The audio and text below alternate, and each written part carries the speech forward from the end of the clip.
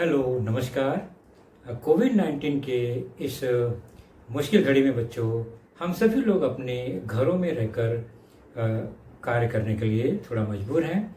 लेकिन मुंबई महानगर पालिका ने आपको घर बैठे ही पढ़ाने या यूँ कहें अध्ययन करने का एक मौका दिया है, जो कि हमारे महानगर पालिका के चैनल द्वारा आपको वीडियो के रूप में लेसन प्रसारित किया जाएगा। और उस लेसन के जो विषय हैं वो आपके स्क्रीन पर दिखाई देंगे और उसके टॉपिक भी आपको स्क्रीन पर ही दिखाई देंगे। तो चलिए शुरू करेंगे हम आज का अपना लेसन। मैंने शुरू में ही कहा बच्चों कि हमारा जो आज का लेसन है कौन सा होगा वह आपके स्क्रीन पर ही दिखाई देगा। तो हमारी आज की कक्षा है कक्षा 8वीं, और 8वीं कक्षा के अंतर्गत हमारा आज का जो विषय होगा वह विषय है सामान्य विज्ञान। सामान्य विज्ञान विषय के अंतर्गत हमारा जो आज का प्रकरण है, पाठ है, वह है आपके पाठ्य पुस्तक से पाठ 3 बल तथा दाब, जिसका पहला भाग आज हम देखेंगे, फोर्स एंड प्रेशर पार्ट 1। और इसके अंतर्गत जो घटक होगा हमारा आज की चर्चा का वह होगा contact and non contact forces, संपर्क व असंपर्क बल। और इस पर चर्चा करने के लिए मैं हूँ आपका वर्चुअल मार्गदर्शक Ajay Kumar Maurya, MCGM virtual classroom Dadar से। तो चलिए हम चलते हैं अपने लेसन की ओर। और हमारा आज का जो चर्चा होगा, सबसे पहले हम जानेंगे बल क्या है, बल का अर्थ हम क्या समझते हैं, मीनिंग ऑफ फोर्स। उसके बाद हम चर्चा को आगे बढ़ाएंगे और पहुंचेंगे संपर्क व असंपर्क बल, contact and non contact force. तो सबसे पहले हम अपने पूर्व ज्ञान की ओर चलते हैं कि हमने आसपास आज तक क्या निरीक्षण किया इस बल तथा दाब से संबंधित घटक पर। तो पहले चलते देखते हैं हम आसपास कौन सी क्रियाएं देखते हैं, अनुभव करते हैं। तो पहला चित्र देखकर आपको महसूस हो रहा है, ज्ञात हो रहा है कि ये बच्चा जो है वो फुटबॉल से खेल रहा है और फुटबॉल का स्थान जो है वो बदल रहा है, कभी नीचे कभी पैरों से फिर ऊपर आ जाता है। उसी प्रकार यहाँ आप देख रहे हैं तो एक पेड़ है, उससे एक फल टूटकर नीचे गिर गया। तो फल का ज़मीन पर गिरना यह भी एक क्रिया या घटना आप देखते हैं। फिर ये क्रिया है, आप लोग भी खेलते हैं, स्टूल को यहाँ वहाँ सरकाते हैं, तो स्टूल को सरकाना एक क्रिया हम देखते हैं, अनुभव करते हैं। उसी के अनुसार यहाँ पर एक उदाहरण दिखाई दे रहा है, साइकिल का चलाना और साइकिल को रोकना। ये सब क्रियाएं भी हम देखते हैं, अनुभव करते हैं। तो हमारे आसपास कौन कौन सी क्रियाएं देखते हैं, उनमें से एक क्रिया ये भी है मज़ेदार, आपने कभी देखा होगा, कई लोग मिलकर एक गाड़ी को ढकेल रहे हैं, बंद पड़ी हुई गाड़ी को। तो कुछ लोगों द्वारा वाहन को ढकेलना यह भी एक क्रिया आपको दिखाई देता है। तो चलिए हम उसका एक लिस्ट बनाते हैं कि हमने कौन कौन सी क्रियाएं अब तक देखी होंगी। कुछ लिस्ट बना लेते हैं, जैसे पंखा चल रहा है, यह भी हम देखते हैं अपने कमरे में। फिर उसके बाद देखते हैं बस टैक्सी दौड़ रही है, कोई बोझा उठा रहा है, लेके जा रहा है। कुछ खिलौने और घड़ी जो है उसको चाबी भरते हैं तो चलने लगता है। उसी प्रकार बच्चे साइकिल चला रहे हैं, वो भी हमने अनुभव किया। बैलगाड़ी घोड़ा गाड़ी सामान लेकर जा रहा है। तो ये सारी क्रियाएं कृति हमने अपने आसपास के परिसर में देखा है, अनुभव भी किया है। शहर में कुछ घटनाएं देखी हैं, कुछ गांव में, कुछ सिनेमा घरों में, टीवी पर हमने कुछ न कुछ क्रियाएं देखी हैं। तो इन चित्रों और अपने अनुभव से हमने क्या समझा? तो कोई भी पिंड अपने आप अपना स्थान नहीं बदलती। आपने जो भी देखा होगा वहाँ हिलना डुलना परिवर्तन है, वह किसी न किसी जोर लगने पर ही वह घटक या पिंड अपना स्थान बदलती है। चाहे फुटबॉल हो, चाहे वो घोड़ा गाड़ी हो, चाहे वो साइकिल हो, और चाहे वह गाड़ी हो, वाहन हो। तो बिना अपने आप वो स्थान नहीं बदलती, ये देखा हमने। तो पिंड को या वस्तु को हिलाना है तो उस पर जोर लगाना पड़ता है, ये भी देखा हमने। तो गतिशील वस्तु को रोकना है अगर, यानी ब्रेक लगाना है, तो भी हमें उस पर जोर लगाना पड़ता है। ब्रेक दबाते हैं तो गाड़ी रुकता है, जोर लगने पर ही गाड़ी रुकता है। फुटबॉल को हम हाथ से पकड़ के पैरों से रोक लेते हैं जोर लगाकर, तो जोर लगाकर ही वस्तु को रोका जा सकता है और जोर लगा के ही वस्तु को हिलाया डुलाया भी जाता है। तो ये प्रमुख बातें हमने देखी।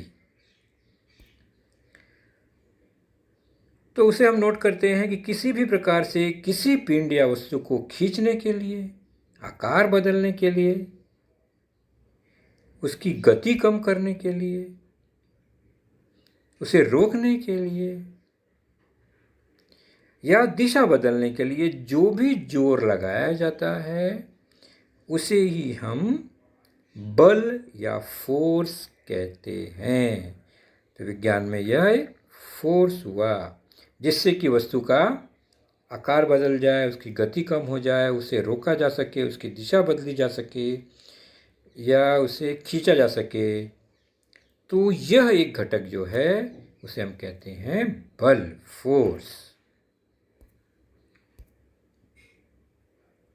तो force is an external agent capable of changing the state of rest or motion of a particular body.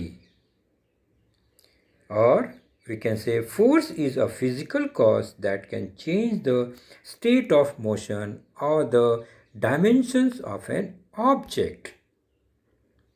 Force can make a body to move which is at rest. It can stop a moving body or slow it down. It can accelerate the speed of a moving body. It can also change the direction of a moving body along with its shape and size. तो रुके हुए घटक को गति प्रदान कर सकता है, गतिशील पदार्थ को रोक सकता है, स्लो कर सकता है यह बल, उसकी गति बढ़ा सकता है यह बल, उसकी दिशा और उसके आकार प्रकार को भी वह बदल सकता है घटक। वही क्या है? बाह्य घटक बल है।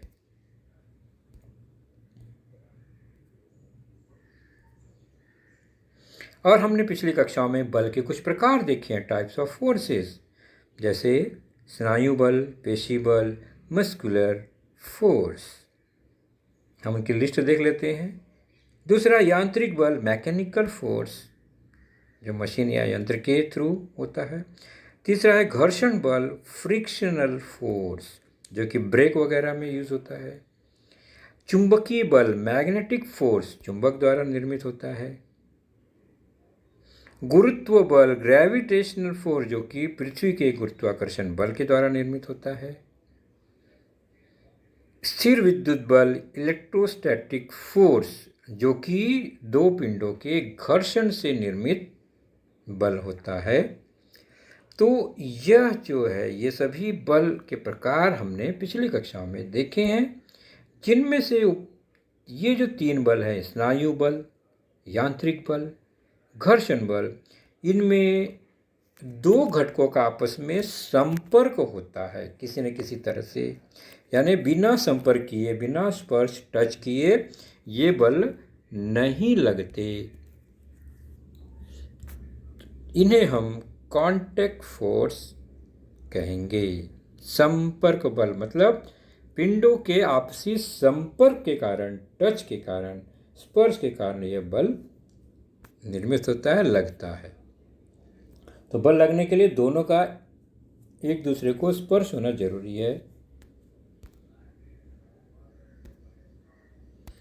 उदाहरण के तौर पर यह जो वजन है उस पर बल लगा तो स्नायु हाथों के पकड़ने से, संपर्क करने पे ही लगा। रैकेट, बैट जो है वो यहाँ से वहाँ हिलता है, गेंद दूर जाती है, तो बिना संपर्क के यह हो नहीं सकता। और बैट हिलता किससे है? तो स्नायु के बल से, हमारे हाथ के संपर्क से यह बल लग रहा है।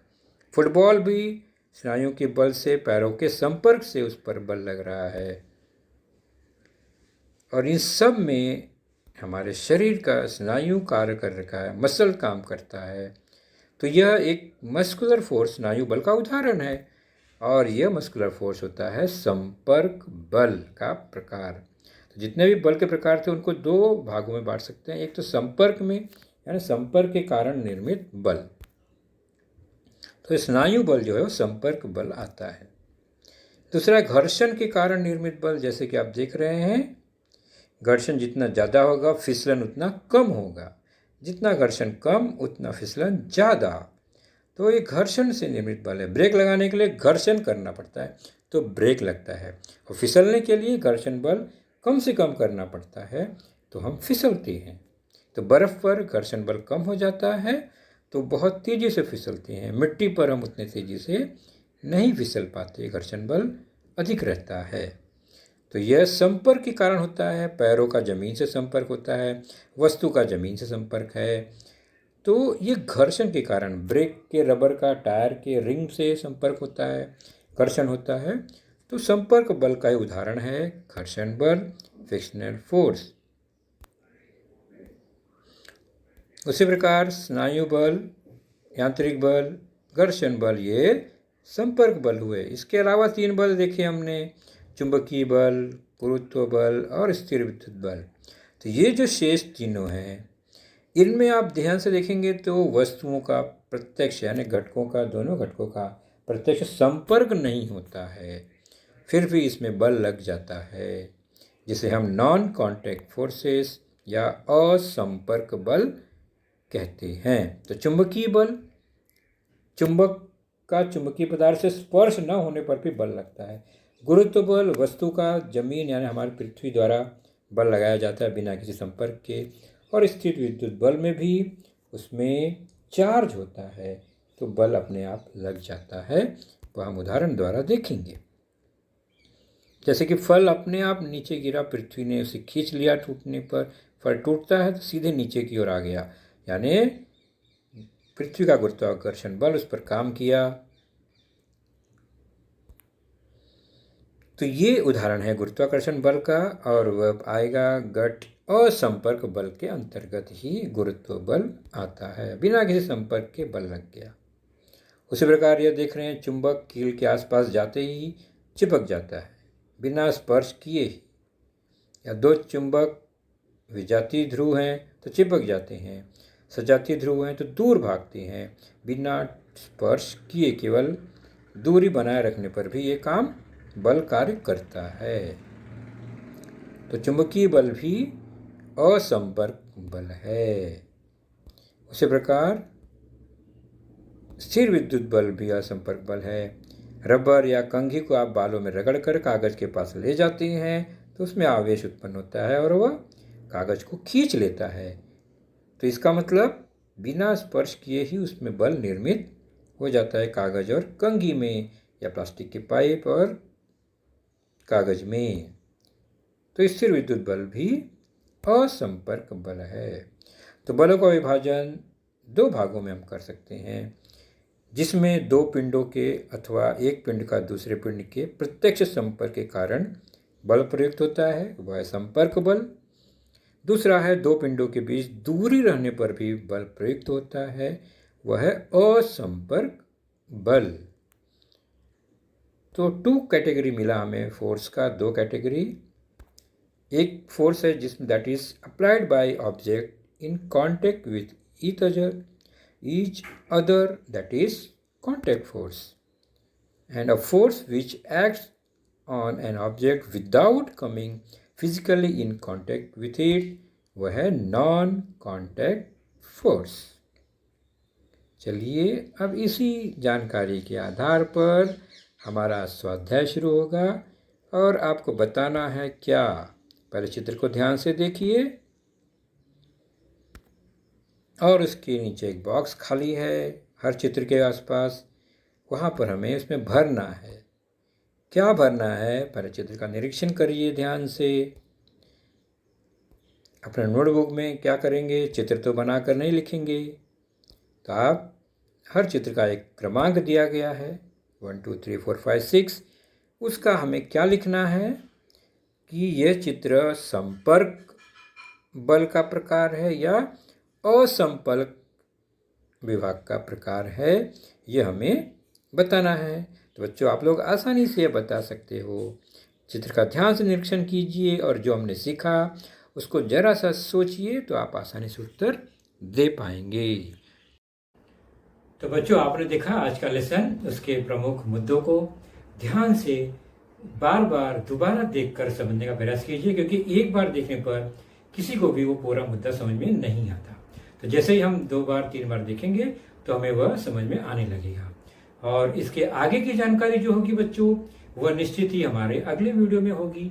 तो उस वीडियो को देखने के लिए, उसकी सूचना प्राप्त करने के लिए जो नीचे सब्सक्राइब का बटन होता है उसे ज़रूर प्रेस कीजिए और नोटिफिकेशन ऑन रखिए, ताकि जैसे ही हमारा लेसन चैनल पर डाला जाएगा आपको वह तुरंत प्राप्त होगा।